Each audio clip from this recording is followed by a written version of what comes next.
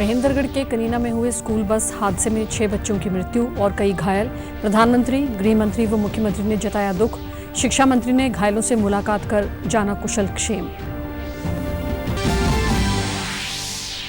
मुख्यमंत्री नायब सिंह सैनी ने पंचकुला स्थित माता मनसा देवी मंदिर में टेका माथा। प्रदेशवासियों की सुख समृद्धि की कामना करते हुए नवरात्रों की दी शुभकामनाएं।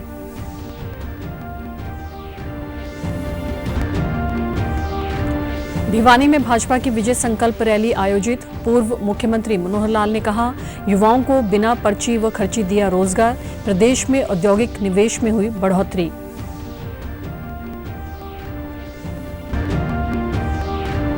और हरियाणा महिला आयोग ने हेमा मालिनी पर अभद्र टिप्पणी के मामले में कांग्रेस नेता सुरजेवाला को दूसरा समन भेजा। 18 अप्रैल को फरीदाबाद आयोग कार्यालय में पेश होने के लिए कहा।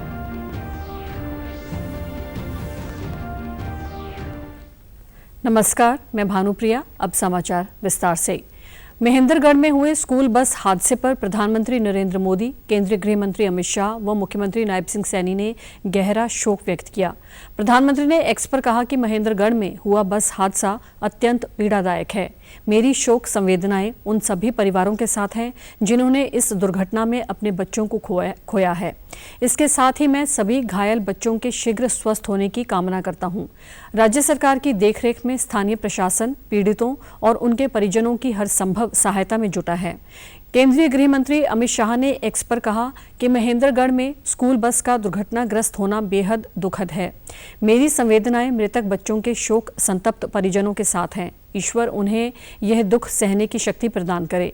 स्थानीय प्रशासन के द्वारा घायल बच्चों को सहायता पहुंचाई जा रही है। उनके शीघ्र स्वस्थ होने की कामना करता हूं। मुख्यमंत्री नायब सिंह सैनी ने भी कनीना में हुए स्कूल बस हादसे पर गहरा शोक व्यक्त किया। उन्होंने चंडीगढ़ में कहा कि मेरी संवेदनाएं उन सभी शोक संतप्त परिवारों के साथ हैं जिन्होंने इस हादसे में अपने बच्चों को खोया है और घायलों के जल्द स्वस्थ होने की कामना करता हूं। उन्होंने कहा कि हादसे की संपूर्ण जांच करवाकर जो भी दोषी होगा उसके खिलाफ सख्त कार्रवाई की जाएगी।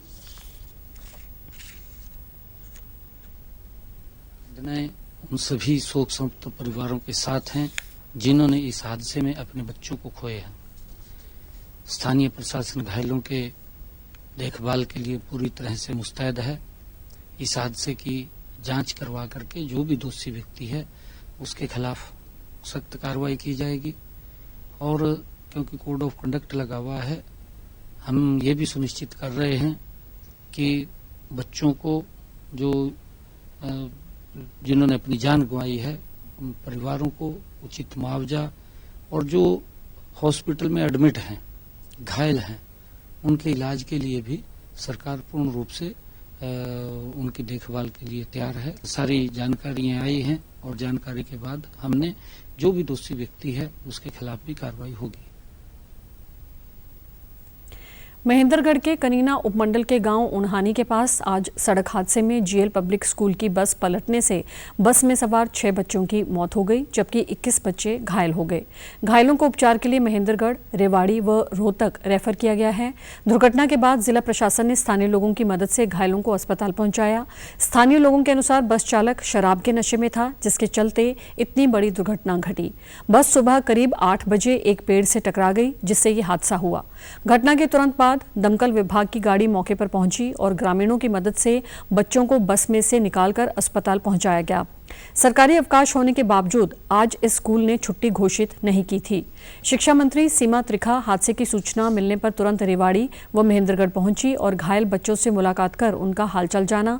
उन्होंने महेंद्रगढ़ पहुंचकर मृतक बच्चों के परिजनों से भी मुलाकात की। इस दौरान उन्होंने कहा कि इस दुर्घटना में 6 बच्चों की मौत हुई है और 21 बच्चे घायल हुए हैं। उन्होंने कहा कि जल्द ही एक नियम बनाया जाएगा जिसमें निजी स्कूलों की सभी व्यवस्थाएं सरकारी नियमानुसार होनी चाहिए। घटना के लिए जिम्मेदार दोषियों के खिलाफ कार्यवाही की जा रही है। इस मामले में अब तक बस चालक व स्कूल के प्रिंसिपल को गिरफ्तार किया जा चुका है। शिक्षा मंत्री ने इस विद्यालय की मान्यता समाप्त कर इस पर कार्यवाही करने की बात भी कही। दुख साझा करने आई हूँ, पर ये दुख ऐसा है कि बहुत सारे लोग और भी पूरी सरकार पूरा ये जिला आकर के भी बैठ जाएगा। जिनके जख्म बना वो जख्म नहीं भरने वाला। आदरणीय रामविलास जी जिन्होंने अभी बताया कि एक ही बाप के 2 बच्चे, एक गांव के 4 बच्चे, कुल 6 बच्चों के साथ ये हादसा बीता है। जिस प्रकार की भी मदद परिवार चाहेगा, जैसे बैठेंगे तो जैसा ये बोलेंगे हम वैसा करेंगे।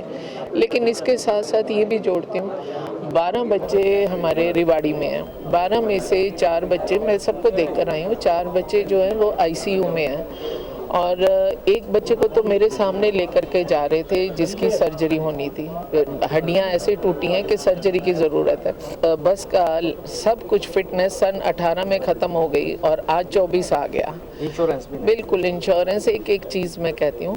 और निश्चित रूप में मैं ये भी बात स्वीकार करती हूँ कि जिस भी अधिकारी की भी लापरवाही रही है, चाहे वो हमारे ट्रांसपोर्ट महकमे का हो या कहीं का भी हो, उसके ऊपर भी यथोचित कार्रवाई करेंगे। और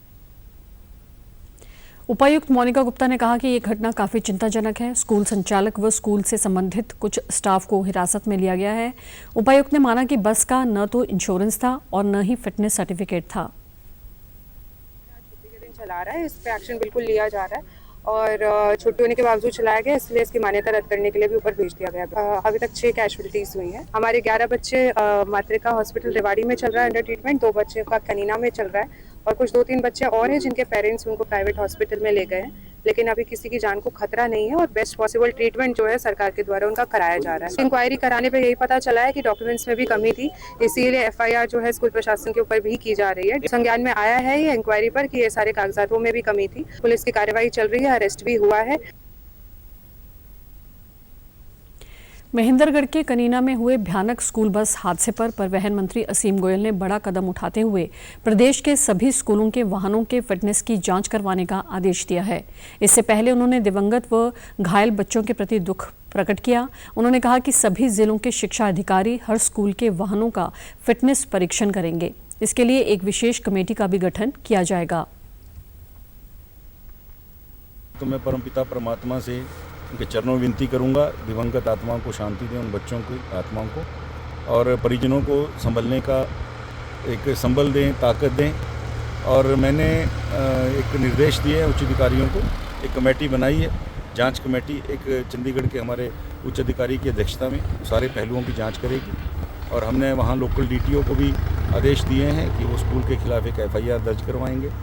और जो हमारे MBA स्तर के एक अधिकारी हैं उनको भी हम देखते हैं कि अगर वो जांच में दोषी पाएंगे कि कागज़ पूरे नहीं थे तो उनको भी सस्पेंड करने की बात है। और मैं एक जानकारी के लिए बता दूं, हमने ऑलरेडी तीसरे महीने के अंदर इस बस का 15,500 का चालान कर रखा था और इन्हीं सब कागज़ों के पूरे ना होने की वजह से। लेकिन स्कूल संचालकों की सीधी लापरवाही इस घटना में देखी जा रही है।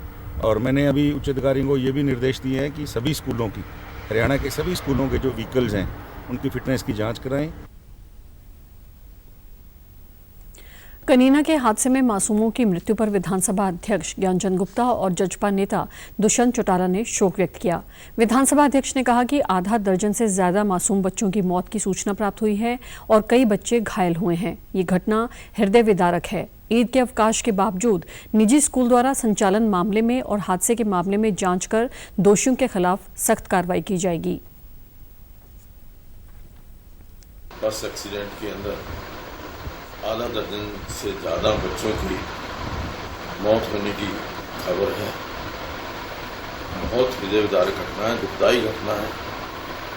और जैसा आपने बताया कि आज ईद की छुट्टी होने के बावजूद स्कूल की बस स्कूल फंक्शन कर रहा था, ये एक अलग विषय है।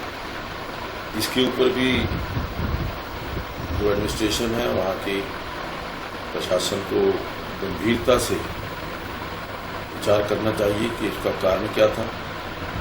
और जिसकी भी नेग्लिजेंस है, चाहे वो कोई ड्राइवर है, कंडक्टर है, या जिन कारणों से दुर्घटना हुई है, उन कारणों का पता लगा करके सख्त से सख्त सजा जो भी दोषी हैं उनको मिलना चाहिए।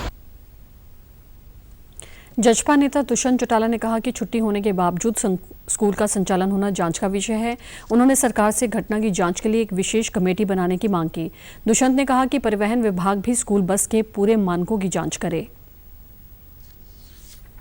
ईद की छुट्टी के दिन किस तरीके से स्कूल का संचालन हो रहा है, ये अपने आप में एक इंक्वायरी का पार्ट है। और मैं तो चाहूँगा कि हरियाणा सरकार तुरंत इस पर एक ACS एजुकेशन के अंदर कमेटी भी बनाए और मॉनिटर करे कि ये इंसिडेंट कैसे हुआ है, छुट्टी वाले दिन क्यों स्कूल का संचालन किया गया, और भी स्टेट में कितने ऐसे स्कूल थे जिनने इस हॉलिडे की वायलेशन कर आज बच्चों को बुलाया है। प्लस ट्रांसपोर्ट डिपार्टमेंट भी इसको मॉनिटर करे कि क्या जो व्हीकल था वो सारे सेफ्टी नॉर्म्स को फॉलो कर रहा था।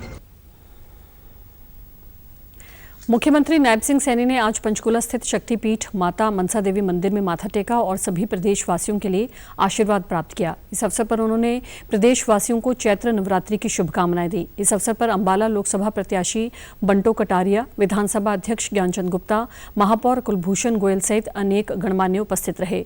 बाद में मुख्यमंत्री ने प्रेस वार्ता के दौरान कहा कि मां दुर्गा नवरात्रों के समय में भक्तों में नई ऊर्जा का संचार करती है। यह प्राकृतिक तौर पर भी काफी महत्वपूर्ण है क्योंकि इस समय नई फसल भी आती है। नवरात्र हर व्यक्ति के जीवन में सुख समृद्धि लेकर आए, उन्होंने यही कामना महामाई के चरणों में की है।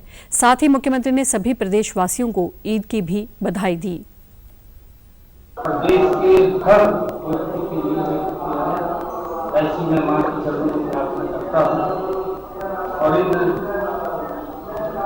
ऐसे महापुरुषों के हमें मिलजुल करके, क्योंकि हम सब एकता के ये प्रतीक महापर्व है, आज उनका भी महापर्व है, उसकी भी मैं सभी को बहुत बहुत बधाई देता हूँ।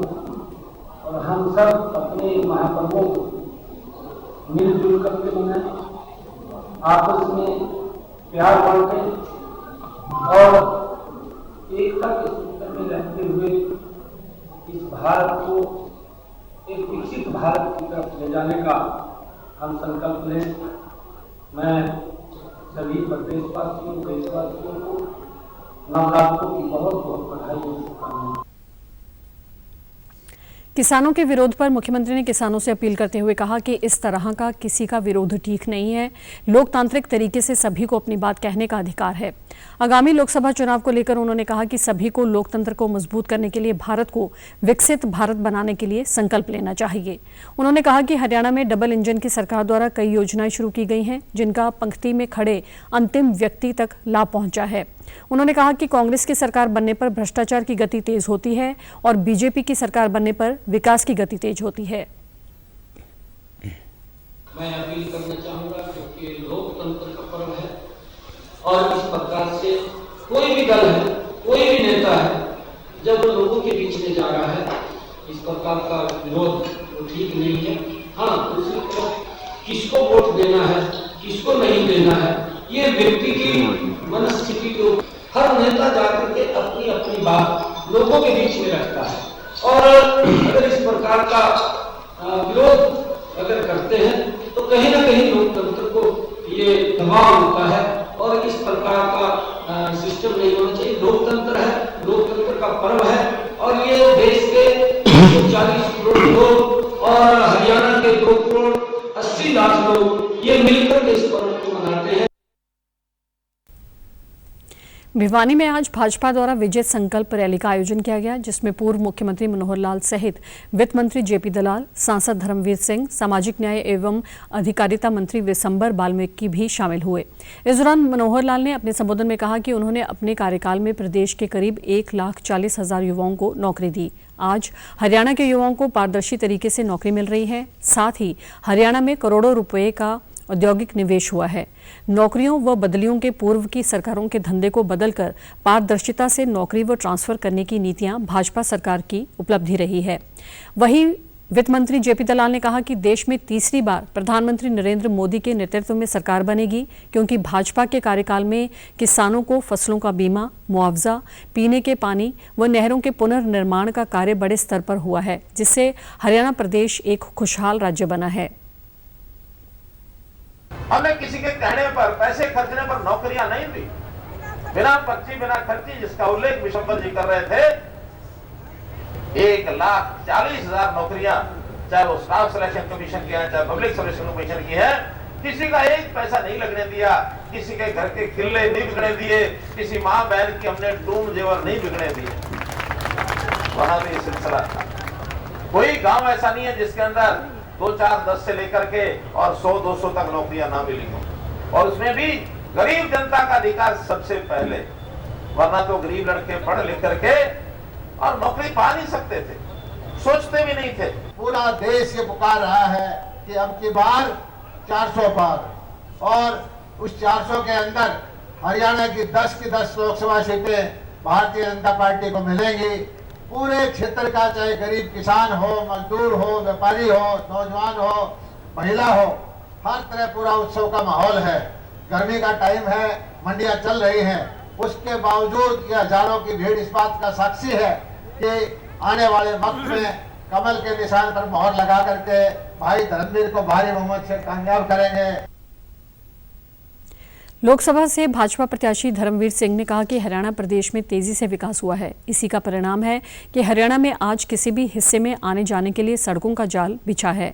सामाजिक न्याय एवं अधिकारिता राज्य मंत्री विशंबर वाल्मीकि ने कहा कि उनके बवानीखेड़ा हलके में सब्जी बेचने वाले, रेहड़ी चलाने वालों के बच्चे बिना पर्ची व खर्ची के सरकारी नौकरी लगे हैं। इस छोटी काशी नगरी में, जिला भिवानी में आपकी बिना खर्ची और बिना पर्ची के जितनी नौकरियां लगी है, प्रदेश में मेरे ख्याल में नहीं लगी है। मेरी विधानसभा में 2200 नौकरियां लगी है। कोई रेडी वाले का बच्चा लगा है, कोई सब्जी बेचने वाले का बच्चा लगा है, और कोई पतासे, पानी के पतासे बेचने वाले का लड़का साइन में लगा। माननीय मनोहर लाल जी, आपने पहली बार इस प्रदेश में करके दिखाया है। एक गरीब से गरीब घर में एक दीपक जलने का, जलाने का आपने तो बहुत बड़ा काम किया है। हम इसको राम राज्य कहते हैं, राम राज्य कहते हैं। भारतीय जनता पार्टी की ओर से कल सिरसा के रोड़ी गांव में एक रैली का आयोजन किया गया, जिसमें भाजपा नेता व करनाल लोकसभा से प्रत्याशी मनोहर लाल ने शिरकत की। रैली में सिरसा लोकसभा से भाजपा उम्मीदवार डॉक्टर अशोक तंवर, मौजूदा सांसद सुनीता दुग्गल सहित कई नेताओं ने शिरकत की। मंच से अपने संबोधन में मनोहर लाल ने कहा कि भाजपा हरियाणा में सभी लोकसभा सीटों पर जीत दर्ज करेगी। केंद्र व प्रदेश सरकार ने लोगों के लिए अनेक कल्याणकारी योजनाएं चलाकर घर के द्वार पर ही उन्हें योजनाओं का लाभ पहुंचाया। प्रधानमंत्री के नेतृत्व में देश लगातार आगे बढ़ रहा है। उन्होंने कहा कि भाजपा में नेताओं, पदाधिकारियों और कार्यकर्ताओं को पूरा मान सम्मान दिया जाता है। साथ ही उन्होंने विपक्षी गठबंधन पर कटाक्ष करते हुए कहा कि इंडी गठबंधन का कोई वजूद नहीं है। चलती है, बापू बेटे की सरकार हम कहते हैं। अभी पिछले दिनों में आपने सुना होगा कहते हुए कि कांग्रेस के नेता भूपेंद्र हुड्डा कहते हैं कि हम पिछली बार बापू बेटा दोनों चुनाव लड़ गए और दोनों हार गए। इसका मतलब ये हुआ कि बापू के बिना बेटा नहीं जीत सकता, बेटे के ना बापू नहीं जीत सकता। फिर पार्टी कहां गई? वैसे तो 2 नहीं 10 की 10 सारे थे। और आज उनकी जो जूतम बाजार चल रही है, पिछले 15 दिन से रोजाना ही आ रहा। आज उनकी सीटें घोषित हुई, आज टिकटें बटी, आज बटी।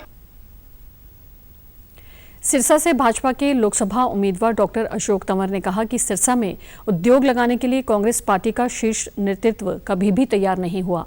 उन्होंने कहा कि वे प्रधानमंत्री नरेंद्र मोदी व प्रदेश के पूर्व मुख्यमंत्री मनोहर लाल की नीतियों से प्रभावित होकर भाजपा में शामिल हुए हैं। उन्होंने दावा किया कि इस बार 400 पार का नारा जरूर साकार होगा। विपक्ष पर निशाना साधते हुए उन्होंने कहा कि कांग्रेस व आप पार्टी ने देश के विकास के लिए कोई काम नहीं किया।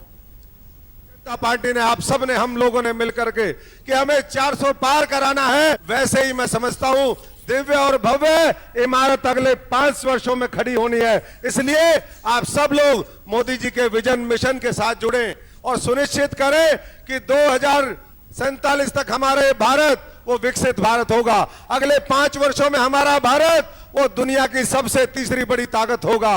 आने वाले समय में किसान, मजदूर और हर तरीके से ताकतवर बने। मनोहर लाल जी ने जैसे बिना पर्ची, बिना खर्ची के एक गांव में 200 नौकरी देने का काम किया है, वैसे ही आने वाले समय में सरकारी नौकरी आपको मिले, यहां पर उद्योग धंधे स्थापित हों। मथुरा से निवर्तमान सांसद और लोकसभा प्रत्याशी हेमा मालिनी पर अभद्र टिप्पणी करने के मामले में हरियाणा राज्य महिला आयोग ने रणदीप सिंह सुरजेवाला को अब दूसरा समन भेजा है।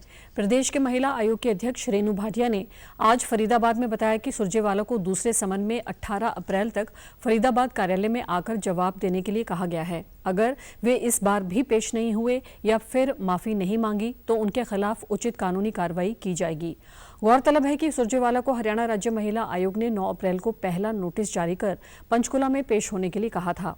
रेणु भाटिया ने कहा कि महिलाओं के ऊपर गलत टिप्पणी करना कांग्रेसियों की फितरत में शुमार हो गया है। पहले भी उनके नेताओं ने भाजपा नेताओं पर अभद्र टिप्पणियां की हैं। महिलाओं के लिए अभद्र बोलना, हल्की भाषा बोलना, हल्का व्यवहार करना, ये कांग्रेस की शुरू से फितरत रही है। आप तंदूर कांड से लेकर आज तक की हेमा जी के लिए लेटेस्ट टिप्पणी तक का अगर बीच में कड़ी जोड़ेंगे, चेन जोड़ेंगे, तो आपको बहुत से ऐसे विषय मिलेंगे। खड़खड़े जी जो इनके अध्यक्ष बने, राष्ट्रीय अध्यक्ष, उनकी अपनी कोई जुबान नहीं, उम्र में इतने बड़े हैं, हमारे पिता की उम्र के हैं, परंतु उनकी कोई भाषा नहीं। उन्होंने स्मृति जी के लिए बनते ही अभद्र शब्द बोले। इनकी प्रवक्ता महिला थी, परंतु क्योंकि कांग्रेस की फितरत और सीख ऐसी है, तो उस महिला ने कंगना रनौत जी के लिए ऐसा बोला। हमने दूसरा नोटिस कल उनको जारी किया है और मुझे उम्मीद है कि वो इसका मान रखेंगे, कानून की इज्जत रखेंगे। जिस प्रकार उनको आयोग ने भी, चुनाव आयोग ने भी इशारा दिया है, कहा है, तो मुझे लगता है कि इस बार उनको समझदारी मुझे लगता है कि अब कानूनी कार्रवाई बनती है, करनी चाहिए हमें। जो भी नियम के अनुसार कार्रवाई होगी, चाहे मुकदमा दर्ज करना पड़े, चाहे जो भी कानूनी कार्रवाई करनी पड़े, वो हम करेंगे। देश भर में आज ईद उल फितर का पावन पर्व पूरी धार्मिक श्रद्धा और उत्साह के साथ मनाया जा रहा है। मुस्लिम भाईचारे की ओर से रमज़ान के माह की समाप्ति के बाद ये पर्व मनाया जाता है। दिल्ली की जामा मस्जिद में विशेष नमाज अदा की गई और लोगों ने एक दूसरे के गले मिलकर ईद की मुबारकबाद दी। ईद उल फितर के अवसर पर कई तरह के खास पकवान भी बनाए गए व मस्जिदों में ईद की रौनक देखने को मिली। राष्ट्रपति द्रौपदी मुर्मू ने देशवासियों को ईद की शुभकामनाएं देते हुए कहा कि ये त्यौहार प्रेम और भाईचारे का संदेश देता है। प्रदेश भर में ईद का पर्व हर्षोल्लास के साथ मनाया गया। इस अवसर पर नूंह में बड़ी संख्या में ईदगाह में नमाज अता करने के लिए लोग पहुंचे और एक दूसरे के गले लगकर ईद की बधाई दी। लोग जब नमाज पढ़ने के लिए एक साथ खड़े हुए तो एक साथ हजारों हाथों ने देश व दुनिया में अमन और शांति के लिए दुआ मांगी। पिनगवा क्षेत्र की जामा मस्जिद में इमाम मौलाना जहीर ने ईद उल फितर की नमाज अता कराई। नमाज अता करने से पहले उन्होंने लोगों को बुराइयों से बचने और अच्छाई के रास्ते पर चलने की सीख दी। मौलाना ने कहा कि दुनिया व देश में अमन शांति बरकरार रहनी चाहिए। ईद अमन व शांति का प्रतीक है। ईद का त्योहार संदेश देता है, एकता और मोहब्बत और प्यार का संदेश देता है। आपस में मिलकर रहें, प्यार से रहें और एक दूसरे से अलग सलेक रखें, क्योंकि नबी पाक सल्लल्लाहु अलैहि वसल्लम ने इरशाद फरमाया है, अल मुस्लिम व खुल मुस्लिम, मुसलमान मुसलमान का भाई है। तो ईमान का रिश्ता ये सबसे मजबूत रिश्ता, गहरा रिश्ता, सबसे बड़ा रिश्ता है। इसको जो है पामाल ना करें, इसका लिहाज रखें, चाहे काला हो या गोरा हो, देश का हो परदेश का हो, जितने भी इंसान हैं सब भाई भाई हैं, सबको अपना भाई समझे, किसी के साथ बैर और दुश्मनी ना करें, सबकी मदद करें। अल्हम्दुलिल्लाह। ईद के मौके पर नमाज अता करने आए लोगों ने बताया कि ये पर्व हिंदू मुस्लिम एकता का प्रतीक है। नूंह जिले में दशकों से हिंदू मुस्लिम समाज के लोग सभी पर्व मिलकर मनाते हैं। यही इस क्षेत्र की सबसे बड़ी पहचान है। के अंदर ईद का त्यौहार बड़ी खुशी और अमन और चैन के संग मनाया गया और एक साथ मनाया गया। सबसे बड़ी खुशी इस बात की है। और ईद का त्यौहार पैगाम सबसे बड़ा प्यार और मोहब्बत का पैगाम देता है। हम पूरे सब प्यार और मोहब्बत के संग रहें। ईद का त्यौहार सबसे बड़ी अल्लाह ताला ने पूरे रमजान रखवाए और नमाज पढ़वाई, यतीम और गरीबों की मदद करवाई। जिले की अनाज मंडियों में गेहूं की आवक लगातार जारी है। मौसम बदलते ही गेहूं की फसल अब कटने लगी है, जिसे किसान ट्रॉली में भरकर मंडियों में पहुंच रहे हैं। अनाज मंडी तरावड़ी में गेहूं की सरकारी खरीद खाद्य एवं आपूर्ति विभाग की ओर से शुरू कर दी गई है। खाद्य एवं आपूर्ति विभाग के इंस्पेक्टर राजीव कुमार व मार्केट कमेटी के सचिव नरेश मान ने बताया कि 12% तक नमी होने पर गेहूं की खरीद की जा रही है। किसानों से अपील की कि वे मंडी में अपनी गेहूं सुखाकर लाएं ताकि उन्हें अच्छा मूल्य मिल सके। विभाग की ओर से गेहूं का उठान होने पर 24 से 72 घंटे में किसानों को भुगतान किया जा रहा है।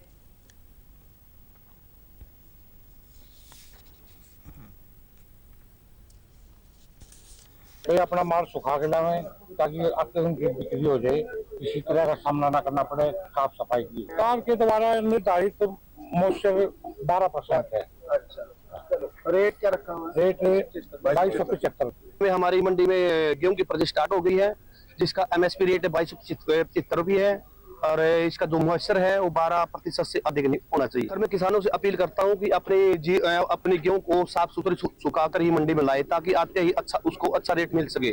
और दूसरी अपील ये करना चाहता हूं कि 6 बजे पीछे कोई भी किसान अपनी गेहूं को ना कटाए, क्योंकि 6 बजे पीछे है कि किसान की नमी आती है, जिस कारण उसको खरीद करने में समस्या होती है। वहीं किसानों ने कहा कि मंडी में सरकारी रेट पर गेहूं की खरीद की जा रही है, उन्हें मंडी में किसी तरह की कोई परेशानी नहीं है। गेहूं लिया जी, फर्स्ट क्लास बिक रही जी, कोई दिक्कतदारी नहीं। 2275 ही है। अच्छा, कोई परेशानी नहीं। हाँ जी, सरकार खरीद रही है। जो सी गिल्ली डेरी है उसका तो है फर्क, थोड़ी देर फला का मतलब यही। ये 3 ट्राली ले आई जी, एक तो कल बिकी थी, 2 आज मतलब। हाँ जी, साथ के साथ खरीद। अच्छा, तो ठीक चल रही है, जो रेट गवर्नमेंट का पूरा रेट दे रही है। लोकसभा चुनावों के मद्देनजर लोगों को जागरूक करने के लिए प्रदेश भर में विशेष कार्यक्रमों का आयोजन किया जा रहा है। इसी कड़ी में जींद के नरवाना के KM राजकीय महाविद्यालय में लोकसभा चुनाव में अधिक से अधिक मतदाताओं की भागीदारी सुनिश्चित करने के लिए सांस्कृतिक कार्यक्रम करवाया गया। महाविद्यालय के छात्र छात्राओं ने हरियाणवी वेशभूषा में गीत के माध्यम से मतदान का महत्व समझाया। महाविद्यालय की प्राचार्य डॉक्टर मीनू सिंह ने कहा कि देश लोकतंत्र के सबसे बड़े महापर्व को मनाने जा रहा है। ऐसे में सभी सामाजिक संगठन और शिक्षण संस्थाएं अपने अपने स्थान पर विभिन्न माध्यमों से मतदाताओं को जागरूक कर रहे हैं। वोट डालें, अपने माता पिता को भी प्रेरित करें और अपना वोट पूरे विवेक से डालें। अपनी जो उनकी समस्याएं हैं, जो देश के बारे में वो चाहते हैं, ऐसे नेता का, ऐसे कैंडिडेट का चुनाव करें जो उनकी शिक्षा के लिए, देश के विकास के लिए और समाज में सौहार्द के लिए, भारत की अखंडता के लिए उनको प्रेरित करता है, या उन्हें लगता है कि ये उनकी बातों को आगे ले जा सकते हैं और शिक्षा के लिए विशेष रूप से काम कर सकते हैं, क्योंकि विद्यार्थियों का सीधा संबंध जो है शिक्षा से है। तो बच्चों को प्रेरित करने का कार्य सांस्कृतिक प्रोग्राम के माध्यम से किया गया। कार्यक्रम में शामिल छात्र छात्राओं ने कहा कि उन्होंने नए मतदाताओं को गीत के माध्यम से वोट करने के बारे में जागरूक किया है। सभी को बिना किसी भय और लालच के राष्ट्र को समृद्धि के पथ पर ले जाने के लिए वोट अवश्य देना चाहिए। हमें ऐसा उम्मीदवार चुनना चाहिए जो बिना किसी जाति, धर्म, संप्रदाय के आधार पर न हो, और ऐसे उम्मीदवार को वोट देना चाहिए जो देश की तरक्की को आगे बढ़ा सकें, देश के शासन को सही तरह से चला सकें। हम अपना चुनाव कैसे करें, हमें किसको वोट देना चाहिए और किसको नहीं देना चाहिए। हमें देखो किसी भी जाति, धर्म या संप्रदाय को देखकर वोट नहीं देना चाहिए, किसी भी लोभ लालच में वोट नहीं देना चाहिए और सही उम्मीदवार का चुनाव करना चाहिए। हमें किसी भी किसी को लालच नहीं देना चाहिए कि शराब की में या फिर वोट को बेच देते हैं कई लोग पैसों की लत के कारण, तो ऐसा हमें नहीं करना चाहिए। छात्र छात्रा को बताया गया है कि अपने मत का कैसे सही उपयोग करें और ऐसे सही उम्मीदवार को चुने जो शिक्षा को लेकर और आगे देश की तरक्की को लेकर आगे आए। और सभी से अपील है कि आप सभी अपने मत का सही प्रयोग करें जो आगे जाकर हमारे लिए लाभदायक। समाचारों में आज इतना ही। नमस्कार।